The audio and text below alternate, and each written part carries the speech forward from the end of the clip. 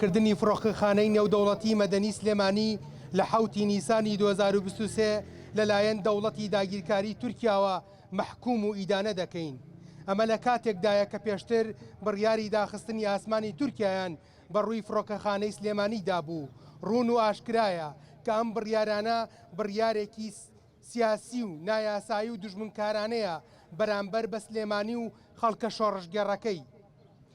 ئێمە ئەم هێرشانە وەکو هێرشی ڕاستەوخۆ دەبینین بەرامبەر سیادەی عێراق و ئەمن و ئاسایش و گیانی هاوڵاتیانی مەدەنی و پێشێلکردنی یاسا نێودەوڵەتیەکان و ئەرک و بەرپرسیارەتی هاوسەیەتیە.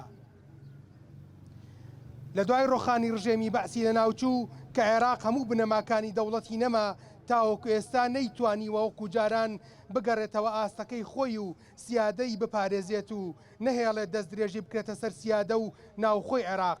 بۆیە دەبینین دەوڵەتێکی وەکو تورکیا وێڕای ئەوەی بە پراکتیکی زیاتر لە 30 کیلۆمەتر بە درێژایی سنووری باکووری عێراقی داگیر کردووە و ناو بەناویش هێرشی ئاسمانی دەکاتە سەر هەرێمی کوردستان و شەنگال و ژیانی خەڵکی مەدەنی خستۆتە مەترسیەوە. لێرەوە داوا لە حکوومەتی عێراقی دەکەین چی زووە ڕۆڵی خۆی ببینێ لە پاراستنی سیادەی عێراق، ئاسمان و زەوی و هێرشەکانی تورکیا وەک هێرشی دژمنکارانەی تیرۆریستی لە قەڵەم بدا و سنوورێکیان بۆ دابنێ.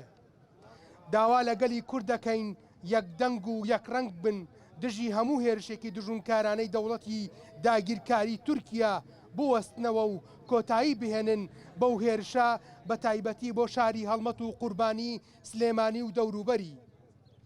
ڕاگەاندنی بایکۆتی کاڵا و شتومەکی تورکیا تاوەکو ببێتە وەڵامێکی پراکتیکی بەرامبەر ئەو هێرشانە.